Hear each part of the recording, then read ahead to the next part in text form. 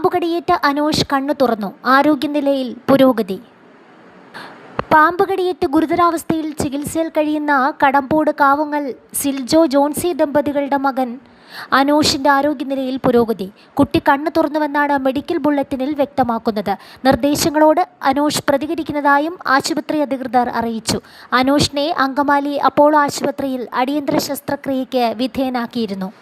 വീട്ടിലെ ഹാളിൽ നിലത്ത് കിടന്നുറങ്ങിയ കാവുങ്ങൽ സിൽജോയുടെ മക്കളായ അൽജോ, അനോഷ് എന്നിവർക്കാണ് ഇന്നലെ പാമ്പുകടിയേറ്റത്. ആശുപത്രിയിലേക്ക് കൊണ്ടുപോകും വഴിയാണ് അൽജോ മരിച്ചത്. വനത്തോട് ചേർന്ന പ്രദേശത്തുള്ള ഒറ്റനില ടെറസ് വീട്ടിലാണ് കുടുംബം കഴിയുന്നത്. ഇന്നലെ പുലർച്ചെ 2 മണിയോടെ കുട്ടികൾക്ക് വയറുവേദനയും ശാരീരിക അസ്വസ്ഥതകളും ആരംഭിക്കുകയായിരുന്നു. രാത്രി പുറത്തുനിന്ന് കഴിച്ച ഭക്ഷണത്തിന്റെ പ്രശ്നമാണെന്ന് കരുതി മാതാപിതാക്കൾ ജീരകവെള്ളം തിളപ്പിച്ചു കൊടുത്തു. അസ്വസ്ഥത അല്പം കുറഞ്ഞപ്പോൾ അമ്മ ജോൺസി ഇരുവരെയും കട്ടിലിൽ ഉറക്കാൻ കിടത്തി. എന്നാൽ 5 മണിയോടെ വായിൽ നിന്ന് നുരയും പതയും വന്ന് കുട്ടികൾ കൂടുതൽ അവശരാവുകയായിരുന്നു. ഇതോടെ സിൽജോ ഇരുവരെയും ബൈക്കിലിരുത്തി 1 കിലോമീറ്റർ അകലെയുള്ള കോടാലി ജംഗ്ഷനിലെത്തിച്ച് അവിടെ നിന്ന് ആംബുലൻസിൽ ആശുപത്രിയിലേക്ക് കൊണ്ടുപോയി.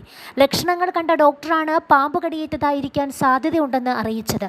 തുടർന്ന് നാട്ടുകാരോടൊപ്പം തിരച്ചിൽ നടത്തുന്നതിനിടെ കിടപ്പുമുറിയിൽ നിന്ന് 1 അടി നീളമുള്ള വെള്ളിക്കെട്ടൻ ഇനത്തിൽപ്പെട്ട പാമ്പിനെ കണ്ടെത്തി. വിവരം ആശുപത്രിയിൽ അറിയിച്ചതോടെ അനോഷിന് ആന്റിവെനം നൽകി. അൽജോയുടെ ചുണ്ടിലും അനോഷിന്റെ കൈവെള്ളയിലും കടിയേറ്റതിന്റെ അടയാളമുണ്ട്. അൽജോ കടമ്പോട് ALP സ്കൂളിലെ 2ാം ക്ലാസ് വിദ്യാർത്ഥിയും അനോഷ് 4ാം ക്ലാസ് വിദ്യാർത്ഥിയുമാണ്. 9ാം ക്ലാസ് വിദ്യാർത്ഥിനിയായ ഏഞ്ചൽ സഹോദരിയാണ്.